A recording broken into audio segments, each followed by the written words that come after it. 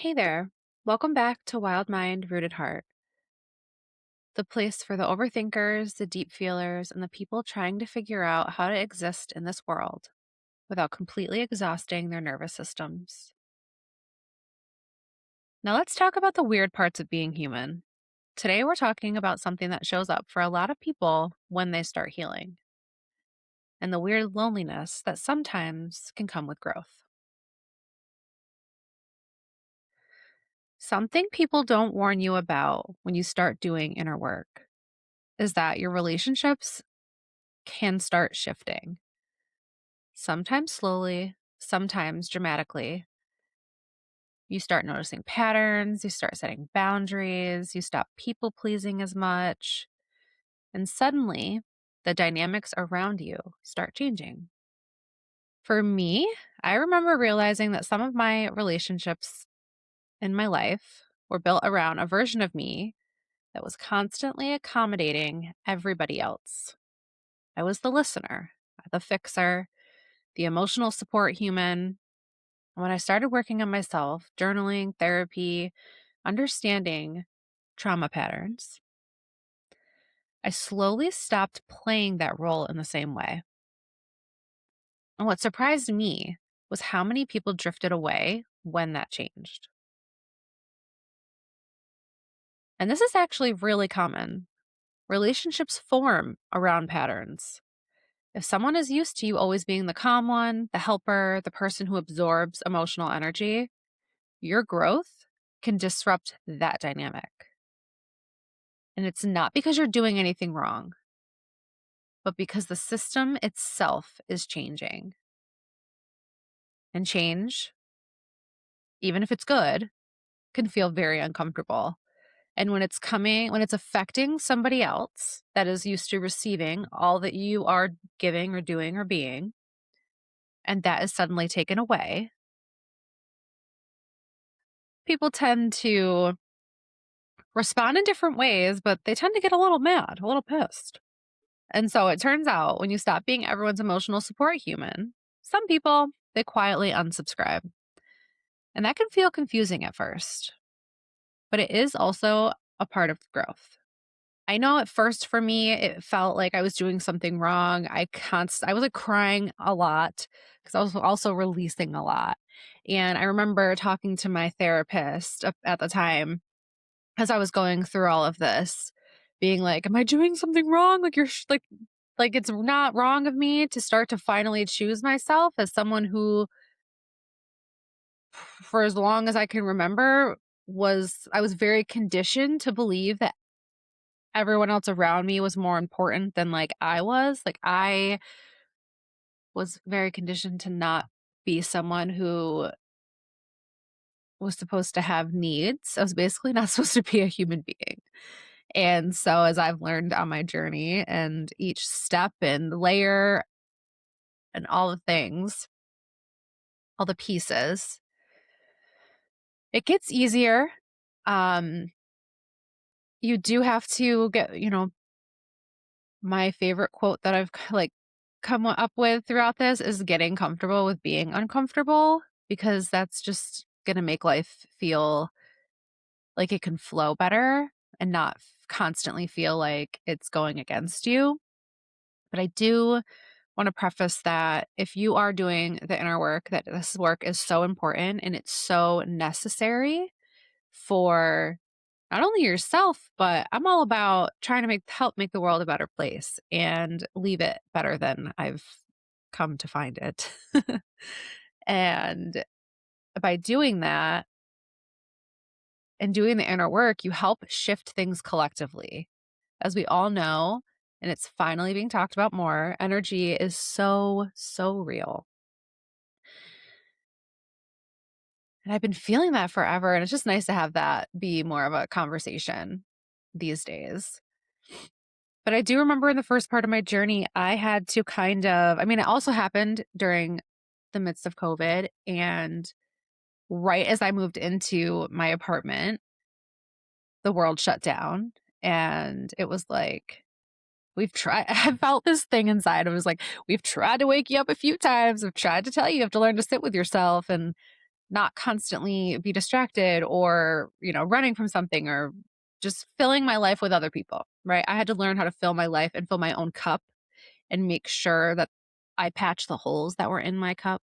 And so, yeah, I had to really remove myself from pretty much everyone in my life. And it wasn't even like everybody was a problem. Like, I would never say that. I think everybody has their own things that they need to work through. And in my journey, we're learning to see myself differently and look at myself for things that I want to work on from not a place of judgment, but from a place of love and a place of understanding has helped me view other people. And I'm like, oh, I put my hands up and say, I'm going to let go. That's sort of their journey. I could be here if they need the assistance, if they want any guidance, if they are looking for a different perspective. But I'm learning that I don't have to always offer that. It's hard, especially being a projector in human design. It's very difficult, but it's possible. And it's important to learn and setting boundaries. We'll get into that in another episode. That was very important.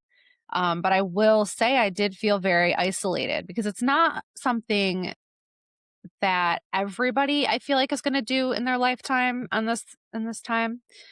But it is something I think that if you have any interest, if you're curious about trying to better yourself and just have life be a little bit different in a good way, I say explore that and engage in curiosity. I think curiosity is so important.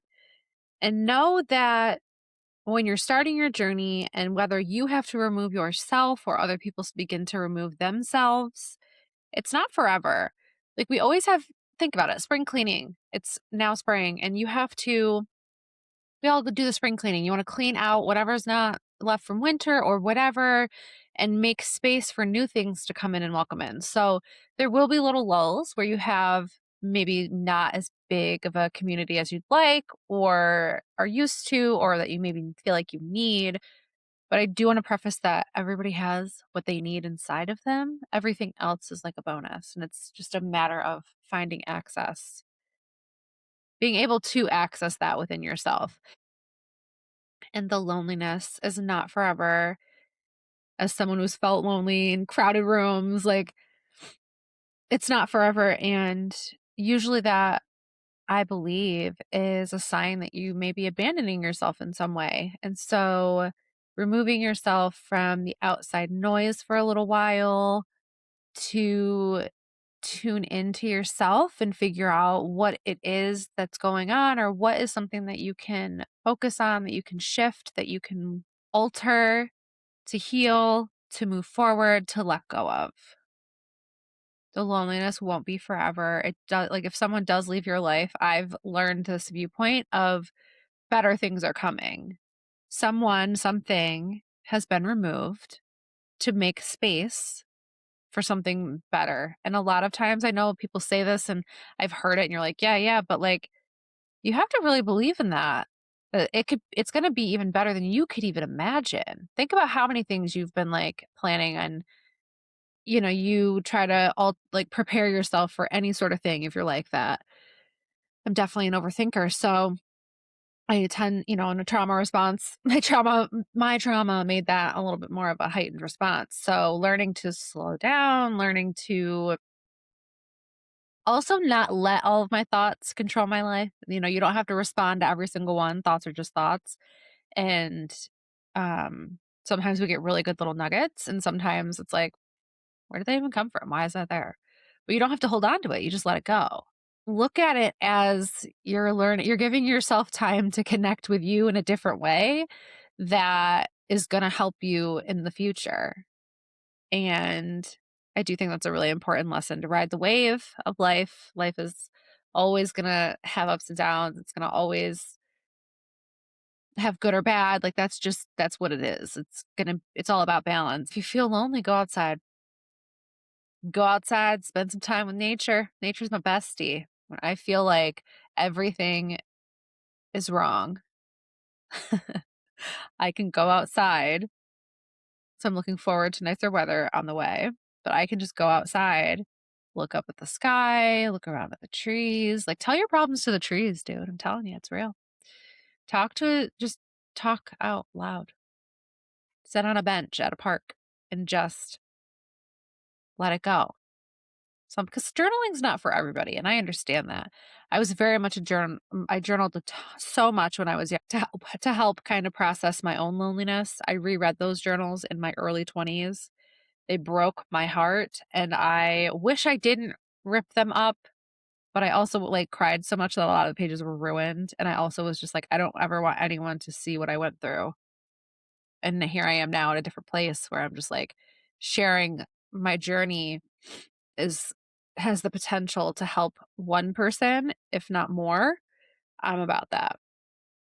But I have enough up here. Um, the more that I regulate my nervous system and the more that I learn to work through things and let things go and just kind of like more so flow through life versus feeling like I have to be extremely like I don't get me wrong. I love a good routine, but with certain things you don't need to be extremely rigid. Like I know and I trust myself now that I will get things done.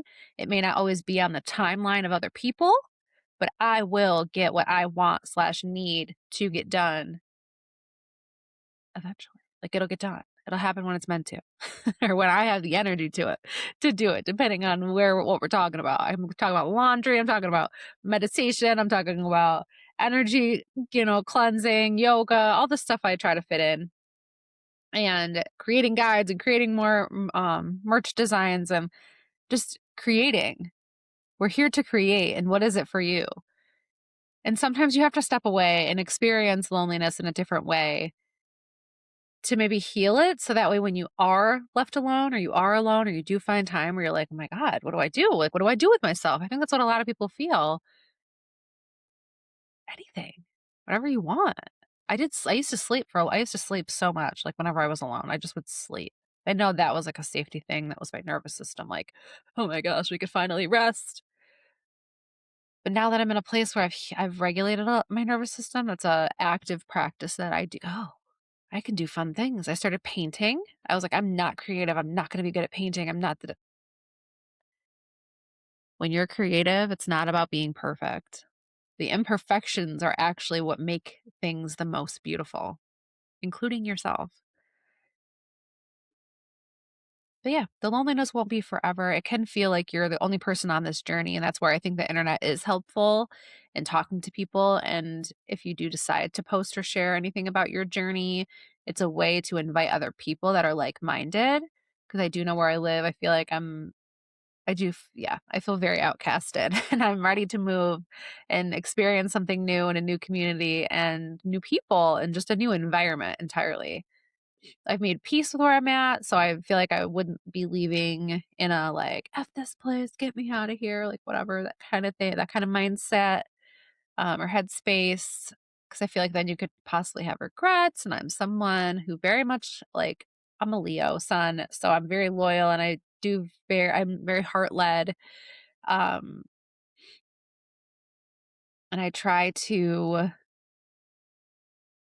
make sure that I've put as much as I can into something, or now I know that I don't have to like completely drain myself in order to do that. I have internal boundaries that I've set with different situations and what I'm willing to tolerate, what I'm not. You're here to understand yourself. That's our journey in life. It's all within you. We're here to be supportive beams to each other. And as we get ready to come to a close, I wanted to give you some reflection questions. You can either answer them in the comments or write them down yourself and just do them later. So here's something to reflect on. Are there relationships in your life that were built around an old version of you? What would it look like to honor the version of you that's emerging now? Let's start with those two. I think they're really good. I will say, as I've re entered the world in the last few years and nurtured my relationships that were understanding of what I was going through in my journey. That's my cat behind us, Maisie. If you are watching this on video, she just is climbing on my. As I've been nurturing my relationships, coming back into the world, the people that in my life that were understanding that I had a lot going on. They had their own stuff going on. Like, you know what I mean? Like, it's not personal that I had to step away because I was spinning out of control, essentially. And it's like if I didn't stop and slow down, I really don't know like what would have happened, or I don't even want to know. I'm not even going to let myself think about that. But I am grateful for the relationships that I have in my life and the people I do have in my life still, and people I continue to meet. It's interesting growing up the way that I did with no real stability. I didn't have a lot of consistency. It was very chaotic, and just I've had so many people in and out of my life. I've met so many people. All those things. And as someone who has come through life not having the best interactions as my majority, I am grateful to myself for being able to find a light in a lot of darkness. And that may be a gift, but I do believe it's also a skill we can learn. Everyone has different things that come easier or come more naturally. Other people have something that they have to learn. But it's all possible. And I am grateful to myself for that, and for just naturally having gratitude for not having a lot, and for the kind people I have experienced throughout my life, especially as a child and a teen. And of course, there's parts of me that can feel bitter or resentment to things that I've gone through and survived and all of that, but I know deep down that everybody is struggling with something. Everybody is dealing with something. Everyone has something inside of them. It may not be to the same depth or same whatever, but like everybody has something inside of them that they're struggling with or dealing with, or they hold on to. Like guilt and shame are so huge. We're gonna do an episode on that too at some point. But I just want to remind you that even when you feel like you're alone on this journey, you're not. I am working to build a community of people that are supportive, encouraging, loving, and just want the best for the world too, and people. And welcome. I'm so glad that you're here. I look forward to more of these episodes and interacting with you guys. And I love hearing from you. You can comment something that you're going through right now. But yeah, I just always want to let people know that you're not alone, even if it feels like you are. You're not. Someone looks forward to just seeing you being you, which I don't think, and I didn't realize that that was like even a thing. I always thought I had to be so performative. You don't. The world needs you. The world needs more regulated nervous systems. The world needs more collective love and peace and unity and respect, and for each other and for the world and the earth. Sometimes you have a chapter where it's more quiet. It's just you. It's more simple. It may feel boring. It may feel, you know, sometimes it can feel unsafe if you're to your nervous system. Just remind yourself that you are safe. I tend to, if you're watching this video, or if you're not watching this video, you're just listening. I give myself hugs very often. I have a job where I do work with kids, and I tell them, like, give yourself a hug. Come on, give yourself a hug. Just hug yourself, because I can tell when they're needing that or something. And I think it's important to be independent and be able to self-soothe, but I also do think it's important to have people or spaces where you can go and also experience that support, to know that you don't have to totally carry it all yourself. From someone whose shoulders get a little heavy and hurt from carrying the weight of the world and everything I feel and absorb throughout the day, it's not yours to carry. Shake it off, let it go. And as we come to a close, I want to say healing isn't about becoming a completely different person. It's about becoming more honest with yourself. And sometimes that honesty rearranges the landscape of your life. But the people who are meant to walk with the real version of you will recognize you when you get there. And as always, thank you for spending this little pocket of time with me. Take what resonated today and let it settle. Let what landed sink in, and anything that didn't quite fit can just rest nearby for now. Sometimes understanding grows quietly after the conversation ends. So until next time, take care of your mind and stay rooted in your heart.